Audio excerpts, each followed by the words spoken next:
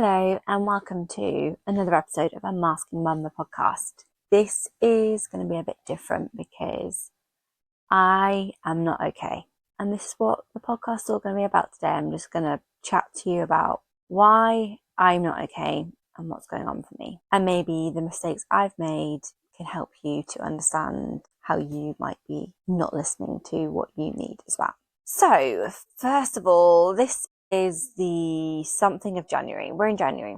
January, generally, it's a down month, right?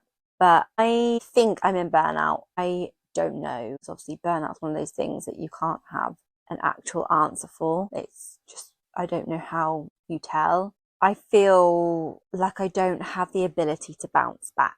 Like I'm a bouncy ball that is just being thrown, and normally I just bounce back and I come back and I can put a smile on and I can do a few things and feel better, or just just put a mask on and just act as if. And I don't have that ability, or it's very, very limited, the ability I have.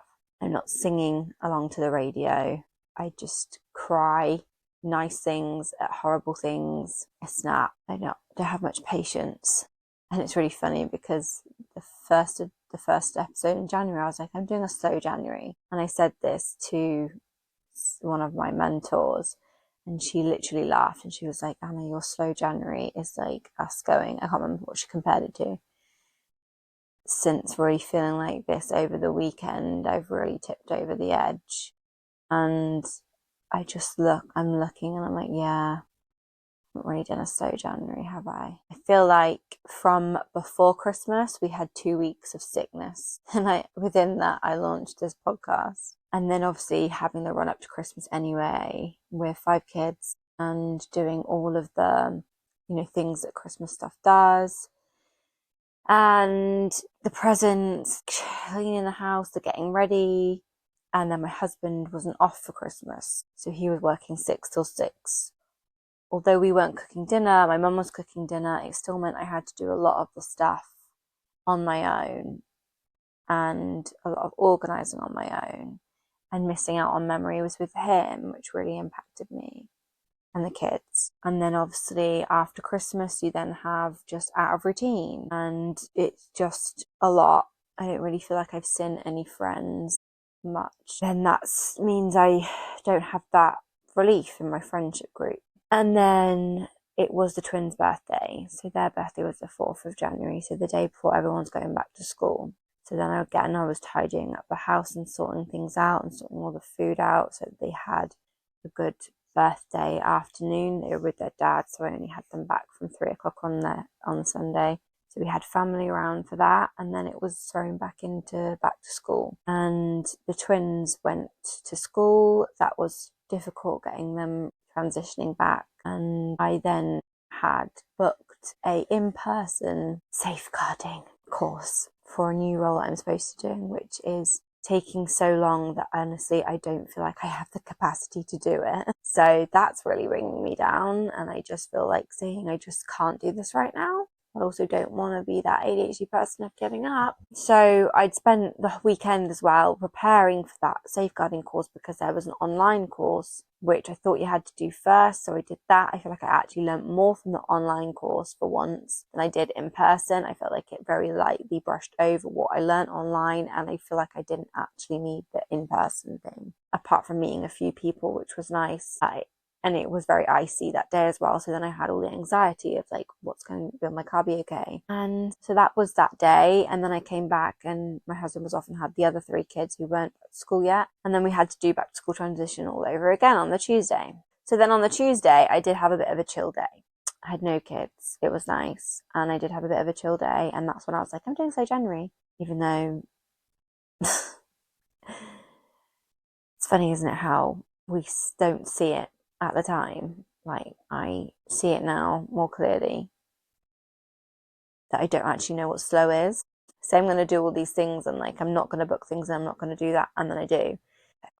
Then on the Wednesday I had a couple of calls and walked the dog, so it was kind of slow, but it's still like, doing things. And then on the Wednesday night I was preparing to go and do a podcast record in a studio for Tits, Tums and All Things Mums with Lottie, which was about an hour away. So I was really preparing for that. So I was really building everything up, like practicing like questions that had been asked and like writing things down, mapping out my route to get there, and then making sure I got everything ready for the kids in time, made sure my hair was like in between stage of like needing washing and being okay. So I was just like, was like every little detail. Like it takes a lot to like think of all these things and plan all this stuff. And the morning was stressful because our dog was also going in to be spayed.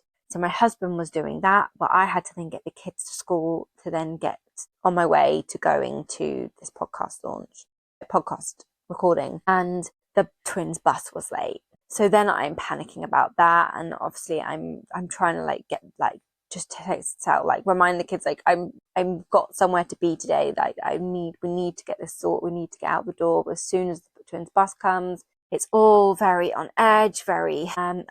I messaged her on her Instagram account, the podcast one, and say I'm gonna, I should be on time, but I might be a little bit late because I'm just waiting for, things are late today. And as I got back in the car after dropping the other two off, I looked at my phone before I left, and she messaged me saying, "It's not today, it's tomorrow." And I don't know if you'll get this, and I'm hoping that you're listening, that you will. It took a lot of energy out of me. And then I had quite a good day. I'd had my makeup done and stuff, so I was like, I'm not just going to go home after this. So I took myself to Costa. I had myself a little Costa, free drink on there, brilliant. I sat and I did a load of writing. I had quite a good day, but because I had my makeup on and stuff, I didn't want to like go swimming or anything, which I was planning to do on the Friday when I didn't have anything to do. So then I knew that evening I was having to go through all of that again, all of that preparation and planning and anxiety again. And my husband was at work, so I didn't even have him there to help. So that would have been a bonus, but that obviously didn't happen. So anyway, I managed to get everyone out the door on time. I left on time. I got there early. I did the recording. It all went amazingly. We had good chats, and I just felt exhausted after that. I just felt like really exhausted after that. I guess it's like, when you build something up and then you come down. And then on Saturday, I had all the kids home this weekend, and my husband was working. My older three have stay every other weekend with their dad. Everyone was home, which is fine. It is a lot, but it's fine. And I then we started to do some homework with Nathaniel, my eldest, 13. And he had to do a fake interview as like part of their like English library lessons, where he'd one-on-one be asked questions, and he'd have like an interview style, and the questions were things like, what are your strengths? What challenge have you overcome? What are you proud of? Describe yourself in 3 words. And he was really struggling to come up with anything, and I didn't want to put words in his mouth, but also he's an amazing, amazing kid, and I was trying to not put words in his mouth, but just tell him what I see. And then I just said, like, don't you see it? And he just basically cried, and that really hurt me. And that really made me feel like I'd failed,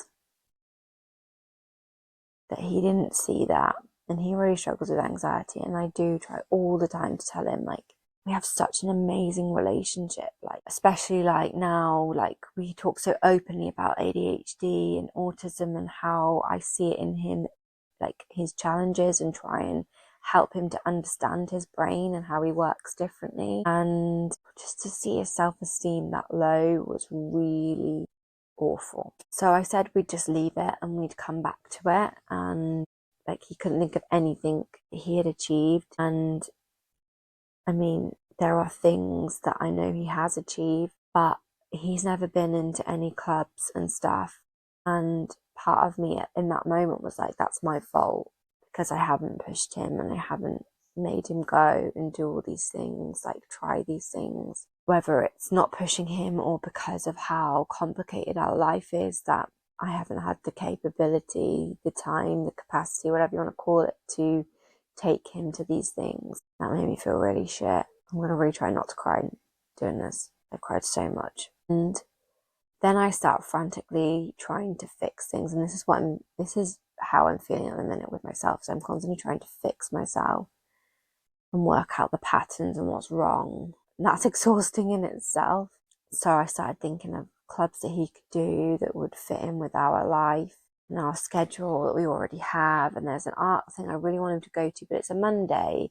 And Luke goes to horse riding on a Monday and I wouldn't be able to be there. And sometimes I need him to help. And then I was like, that's really shit. Because he's a young carer and I don't want him to feel like I need him. I don't want to hold him back from opportunities, from experiences. It's really fucking hard. And when we were talking about this, he also opened up about how he feels like he's responsible for making my 7-year-old, his half brother, who he spends all the time with, like not really half of it, Spencer, who struggles with his mental health and his self-esteem is really low, and he has these episodes most days. This is just how he's programmed, and we're trying lots to undo it. In that any little negativity, or if he feels like somebody is criticizing him or laughing at him, he will lash out at himself physically and verbally. He will say that he hates himself. He will say other things that are very dark for a 7-year-old, and he has done for the past 2 years, and it's really hard. And we've, had times where it's been lighter, and we are kind of coming out of a harder space right now, and he's been a little bit better towards the last couple of weeks. But there was an incident where one of the twins played Spotify that was connected to Alexa really loudly while Spencer was sleeping, and it was like a really happy song from a show. It, like, obviously Spencer was asleep, so it like him, he's now like really scared of this song. And I thought Nathaniel was aware of what happened. Like, he was like, Spencer, he was like in a state, he was like screaming, crying. Like, obviously it's like really, being woken up like that's like a form of torture, isn't it? That's what they do, isn't it? So I was trying to explain to Nathaniel about this. He didn't realise where the story was going. I don't know where he thought it was going, but anyway, before I even got to what happened, he just impulsively laughed. And this is something with Nathaniel, is he doesn't think before he speaks. He's very impulsive with his speech and his actions, and that's really hard as an ADHDer. And then Spencer went into a meltdown, and then I could see Spencer hurting because of what Nathaniel said, and Nathaniel hurting because of not being able to control his actions. And I just felt awful on all accounts, and I just broke down. And ever since that evening on Saturday night, I pretty much haven't stopped crying. Kind of think that was like my push over the edge of, I felt like I can't make everyone happy, and I can't meet the needs of everyone, and I want to fix everything and make everyone better and make everyone happy, and I can't. And then Sunday, we had quite a good day, still some hard moments, and the twins at the minute are just really challenging. Going through hormones, I think, and it's just really hard, really challenging with physical meltdowns, verbal meltdowns, just heightened emotions. And the bus, getting on transport, is really difficult. And twice this week I pretty much just cried in front of them, and I said to school, I want them on a different bus. And the bus people are lovely. They are lovely. It's not them. I just don't want them on that bus anymore. That transport is just, I don't think it's right for them. They are getting bigger. They, if they're going to, like, Jude hit someone on the bus, and I'd rather them be in a taxi on their own and hurt each other. Best case scenario, right? They hurt each other. Obviously, I don't want them hurting anyone, but if it was each other, cool. I don't know if that's going to happen. And I just feel like everyone is hating on me. And I'm just so sensitive. And I just want to cry. And I'm trying to do lots of things to help myself. And I just don't seem to have that ability to bounce back. So yeah, that's where I'm at. I went swimming last night thinking that Mila would be okay. And I came home and she'd been screaming for poor Jordan. So that didn't work very well. I'm going to try and swim today, but I just generally don't have my bounce back ability. And whether this is burnout or what, I don't know. But I thought I would share and be real. I'm not posting this till next week, so I'm really hoping by the time this comes out, I feel better. Fingers crossed. But yeah, motherhood just feels a lot right now, and I don't have the answer to fix it. And all the little things I'm trying, probably keeping me afloat, probably stopping me from going too deep. Oh, and grief also, by the way, adding that on top. My dad died 4 years ago in February, so this time of year I really struggle with anyway. And that's all I can think of is in these moments is that I really want my dad. And I can't talk too much about it because I will cry. Maybe when I'm feeling a bit stronger, we'll do an episode on grief with people who know what they're doing with grief. But he is the person that I ring in situations or would ring. And not having that is really, really hard. And I have a great mum and I have an amazing husband. But there's that hole that my dad's left that will never be filled. So yes, that's all I'm going to do for today, for this week. Somehow I managed, I had literally, after being in tears this morning after the bus, I managed to do a networking call. I probably looked like the most miserable person on the planet throughout the networking call, and I had to do a 10-minute talk. That was another thing I added to my list that I really didn't need to do. So yeah, not taking my advice of going slow and done way too much, even though it doesn't seem a lot, it still has been a lot for post-Christmas. So I need to really remember that and really, I don't know, set myself some boundaries or reminders or something, just so that I don't end up here again. And hopefully I'll be out of this soon and back to myself where I can be happy again. Thanks for listening. Maybe not leave a review on this podcast based on this episode. Go and listen to other episodes. Maybe it helped you. I don't know. But thank you for listening and getting this far and listening to my I'm not okay ramble.